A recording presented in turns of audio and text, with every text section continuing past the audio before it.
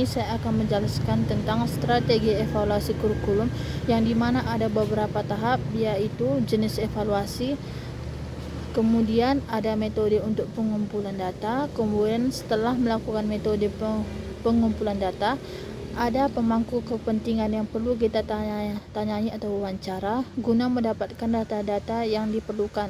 Kemudian ada tahapan waktu pada evaluasinya, kemudian ada indikator keberhasilan yang dilakukan, langkah yang terakhir yaitu implementasinya atau prakteknya. Baik, di sini saya akan membahas satu persatu mulai dari jenis evaluasi. Baik, pada jenis evaluasi ini ada beberapa evaluasi yang perlu dilakukan. Yang pertama yaitu evaluasi formatif, yang dimana di sini menyangkut tentang penilaian berkelanjutan selama implementasi atau praktek kurikulum tersebut dilakukan. Yang kedua, evaluasi sumatif, yang dimana berkaitan dengan penilaian akhir efektivitas dari kurikulum yang sedang dipakai atau yang sedang kita evaluasi. Yang ketiga, ada evaluasi diagnostik, yaitu dimana ini berkaitan dengan identifikasi kekuatan dan juga kelemahan daripada kurikulum tersebut. Yang keempat, ada evaluasi responsif, yang dimana menyangkut tentang respon dari kebutuhan pemangku evaluasi tersebut. Kemudian saya akan menjelaskan cara atau metode pengumpulan data. Di sini ada beberapa, yaitu yang pertama ialah survei atau kuesioner, yang dimana menyangkut tentang pengumpulan data berdasarkan pendapat dari stakeholder atau dari seseorang yang memakai atau mengimplementasikan kurikulum tersebut.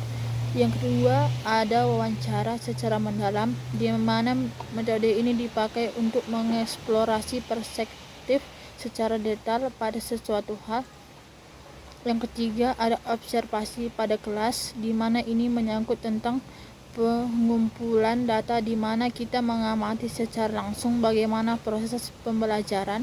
Yang keempat, ada analisis dokumen, di mana ini berdasarkan review silabus, RPP, atau hasil belajar yang didapat dari proses belajar mengajar dengan menggunakan kurikulum tersebut. Yang kelima, ada focus group discussion, di mana disinilah kita melakukan diskusi kelompok secara terarah, di mana kita membahas dari metode yang sudah kita lakukan dan data-data yang dilakukan, dan juga pengumpulan data yang didapat, bagaimana hasilnya kita akan mendiskusikannya. Kemudian ada pemangku kepentingan. Di sini menyangkut tentang siapa yang memakai dan siapa yang melakukan daripada kurikulum tersebut. Yang pertama adalah peserta didik, yang dimana mereka adalah penerima utama daripada kurikulum yang dipakai atau diimplementasikan. Yang kedua adalah pendidik atau guru. Mereka adalah seorang implementator dari kurikulum tersebut, di mana mereka adalah seorang yang mempraktekkan langsung dari kurikulum yang kita pakai ataupun kita implementasikan. Yang ketiga, ada kepala sekolah, ialah seorang supervisor daripada implementasi kurikulum yang sedang dipakai ataupun sedang dievaluasi. Yang keempat, ada orang tua. Mereka sebagai super sistem, di mana sebagai pendukung proses daripada pembelajaran itu terjadi. Yang kelima, ada pemerintah atau dinas. Mereka adalah sebagai regulator kebijakan, di mana mereka memberikan kebijakan-kebijakan yang baik bagi para implementator nantinya pada kurikulum tersebut. Yang keenam, ada masyarakat, di mana pada lingkungan masyarakat mereka adalah sesuatu yang memakai daripada lulusan pengguna kurikulum tersebut. Kemudian ada tahapan waktu, yang dimana di sini menyangkut tentang waktu saat melakukan evaluasi atau strategi yang kita pakai. Yang pertama ada pra-implementasi, di mana menyangkut tentang evaluasi kesiapan dan juga perencanaan yang dilakukan pada saat ingin mengevaluasi kurikulum tersebut. Yang kedua ada awal implementasi, di mana di sini kita monitoring adaptasi awal dari kurikulum tersebut. Yang ketiga ada pertengahan, di sini evaluasi menjalankan proses untuk berjalan. Yang keempat ada akhir periode, di mana di sini evaluasi hasil dan juga dampak dari evaluasi tersebut. Yang kelima ada pasca implementasi, di mana berkaitan dengan evaluasi yang berkelanjutan pada evaluasi kurikulum yang sedang dimulai ataupun yang sedang dievaluasi tersebut. Kemudian ada indikator keberhasilan dari strategi evaluasi kurikulum yang kita gunakan. Yang pertama adalah hasil belajar. Dalam keberhasilan, pastilah kita lihat dari hasil belajar siswa dengan pencapaian dan kompetensi yang baik.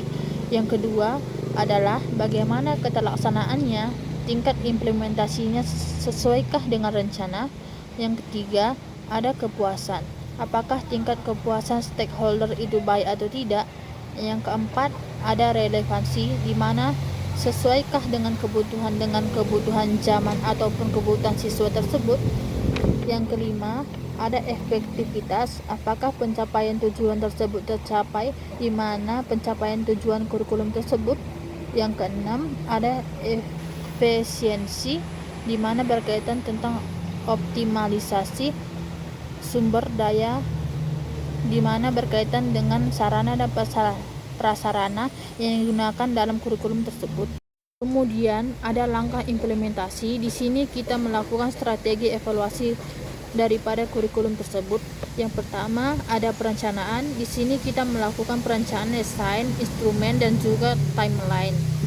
Yang kedua ada sosialisasi. Di saat ini kita melakukan komunikasi atau berkomunikasikan evaluasi tersebut kepada stakeholder yang dibahas tadi seperti guru, kepala sekolah, dan juga siswa.